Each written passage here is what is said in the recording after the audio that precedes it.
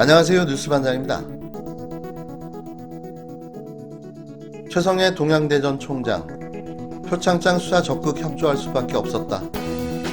조국 전 장관 부인 정경심 동양대 교수의 표창장 위조가 사실이 아님을 알고도 최성해 동양대전 총장은 검찰에게 허위 증언을 할 수밖에 없었다는 새로운 의혹이 제기됐습니다. 검찰이 최 총장의 약점을 잡고 이를 이용해 거짓 허위 자백을 종용했을 거라는 추측인데요. 이는 최근 폭로된 그의 녹취록에 잘 드러나 있습니다. 경향신문 강진구 기자가 최성해 전 동양대 총장이 표창장 관련 검찰 수사에 적극 협조할 수밖에 없었던 배경에 관한 전혀 새로운 분석을 내놨습니다. 일각에서는 최 전 총장이 검찰 수사 협조의 대가로 야당으로부터 비례대표 공천을 제안받은 것이 아니냐는 의혹을 제기하고 있지만, 강 기자는 최 전 총장이 검찰에게 어떤 약점을 잡혀 큰 압박을 받았을 가능성을 제기했는데요. 22일 열린공감TV의 정경심 교수 재판 관련 긴급 호해 생방송에서 강진구 기자는 최근 공개된 최 전 총장 측근들의 대화 녹취록에 최성해가 다른 건으로 검찰의 수사를 받고 있음을 시사하는 대목이 나온다고 밝혔는데요. 그는 녹취록에 보면 최성해 측근이 정경심 교수가 우리 재정 지원하는데 역할을 해줬으면 총장께서 검찰에 가서 그렇게까지 얘기를 안 했을 텐데 재정 지원하는 거 안 도와줘서 최 총장이 검찰에 가서 다 불었다. 탈탈 털게 해줬다고 하자 최 총장 조카가 작은 삼촌은 괜찮을까요? 작은 삼촌도 털릴 수 있을 것 같은데 라고 하는 부분이 있다고 말했습니다. 이어 그러니까 최 총장 측근이 공사 그거 끝났거든. 벌금형으로 끝났어. 그런데 경향신문에서 뭔가 취재를 하더라라고 하는 대목이 나오는데, 이 녹취록을 보고 생각해보니 제가 취재했던 사건이더라. 제가 취재했던 사건과 관련된 사건이 검찰로도 들어갔던 거다. 그래서 검찰이 이걸 수사해서 벌금형으로 끝냈다며 검찰이 이 사건을 수사하는 과정에서 최성해의 비리, 즉 최성해 파일을 가지고 있을 가능성이 높다고 추정했는데요. 강 기자는 당시 동양대가 의정부 쪽에 제2캠퍼스를 만드는 공사를 하면서 교수들한테 학교 발전 기금 명목으로 1,000에서 2천만 원을 강제로 뜯어갔다는 동양대 교수 지인의 제보를 받았다며, 그 당시에 진중권 교수한테도 확인해보니 2천만 원을 냈다고 하더라. 그런데 진 교수가 더 이상 파지 말라고 해서 취재를 더 하지 않았다고 했습니다. 당시 취재를 중단한 이유에 대해 강진구 기자는 그 당시만 해도 진중권 교수에 대해 나름 정의감 있는 교수라고 생각했기 때문이라며, 진중권 교수가 이렇게 이야기하는 걸 봤을 때 교수들이 느끼기에는 아주 부당한 건 아닌가 보다라는 생각이 들어 더 이상 취재를 진행하지 않았다고 설명했는데요.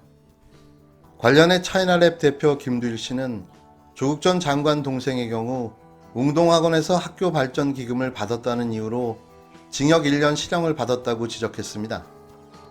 그러자 열린공감TV 정 PD는 죄니까 동양대에 벌금형이 나온 것 아니냐며, 그렇다면 진중권 교수가 2천만 원을 바친 것은 뇌물 공여가 되는 것이 아니냐고 꼬집었는데요. 강진구 기자는 특히 동양대 제2캠퍼스를 짓는 과정에서 공사 입찰 담합 비리 의혹이 불거졌다고 당시를 떠올렸습니다. 지난 2019년 9월 11일 경향신문은 최성해 총장이 수십 년간 학교를 운영하면서 친동생이 경영하는 건설사에 학교의 각종 공사를 몰아줬다는 의혹을 제기했는데요. 이 같은 사실은 2015년 교육부 감사에서도 적발됐고, 수사에 착수한 검찰은 최 총장과 동생 최 씨를 입찰 방해 혐의로 기소했습니다. 법원은 이를 인정해 2016년 최 총장과 동생에게 각각 1,000만 원의 벌금을 선고했는데요. 당시 경향신문은 이 같은 내용을 보도하면서 검찰이 입찰 과정에서 최 총장 등이 사적인 이익을 챙겼을 가능성까지 수사했는지 여부는 확인되지 않는다고 전했습니다. 강진구 기자는 그 당시 사건이 검찰로 이첩됐을 때는 비자금 조성에 초점을 맞춰서 갔다고 되짚고는 교수 1인당 1,000에서 2,000을 강제로 거두고 학교 공사를 최 측근한테 맡겨서 비자금을 조성했을 가능성이 있는 이 비리를 그냥 공정경쟁 입찰 방해 정도로 해서 1,000만 원 벌금으로 끝낸 것이라고 지적했는데요. 그는 그때 검찰은 엄청나게 수사를 했었고 최성해를 압박할 수 있는 카드를 쥐고 있을 가능성이 높다며 표창장 참고인 조사 8시간을 그 근거로 들었습니다. 강 기자는 최성해 총장이 당시 검찰에 약점을 잡혔을 가능성을 보여주는 대목 중 하나가 참고인 조사를 무려 8시간을 받았다는 것이라며 단순히 표창장과 관련된 수사 외에 뭔가 다른 수사로 압박을 받았을 가능성이 높다고 거듭 강조했는데요. 한편 정 PD는 이날 방송 말미에 강진구 기자가 열린 공감TV에서 그동안 알려지지 않던 새로운 소식을 최초로 알려드렸다고 말했습니다. 그러면서 조만간 최성해 총장 입에서 엄청난 이름이 등장할 것이라고 예고하고는 저희가 알고 있는데 아직 기다리고 있는 중이라고 덧붙였는데요. 파면 팔수록 정경심 교수의 사건은 윤석열 정치검찰이 사전에 철저하게 기획하고 공작한 사건이라는 의혹만 짙어지고 있습니다. 없는 죄도 만들고 있는 죄도 없애주는 무소불위의 대한민국 검찰. 이게 이들이 해체되어야 하는 이유겠죠. 곧 모든 게 밝혀집니다. 검찰과 국힘당 그리고 언론과 방송사가 어떤 식으로 공모해 이 사건을 만들어 왔는지 말이죠.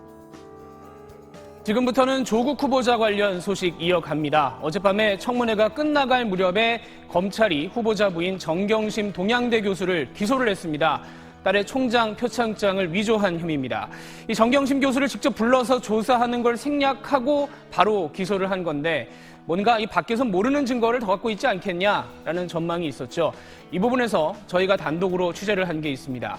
정경심 교수가 사무실에서 가지고 나왔다가 나중에 검찰에 제출을 한 컴퓨터가 있었죠. 이 안에서 총장 도장, 직인을 컴퓨터 사진 파일로 만들어서 갖고 있던 게 발견된 걸로 확인됐습니다. 2019년 9월 6일 조국 인사청문회 당일 자정 무렵 검찰은 정경심 교수를 기소하죠. 바로 다음 날인 9월 7일 SBS는 단독을 하나 냅니다. 연구실 PC에서 총장 직인 파일을 발견했다. 소위 표창장 총장 직인 파일과 관련한 첫 번째 보도입니다. 그런데 직인 파일은 그로부터 3일 뒤인 9월 10일 검찰이 동양대 정경심 교수 연구실을 압수수색하면서 확보한 휴게실 PC에서 발견됩니다.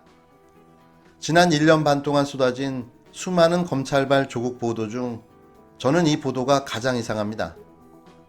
SBS는 검찰이 3일 후 압수수색하고 나서야 확보하게 되는 총장 직인 파일을 그 3일 전 미리 알았을까? 검찰은 7개월 후인 1심 9차 공판에서 이 보도가 오보라고 했고 SBS 역시 오보라고 인정했으나 이게 어떻게 오보입니까? 미래를 예지한 거니까 오보가 아니라 예보죠.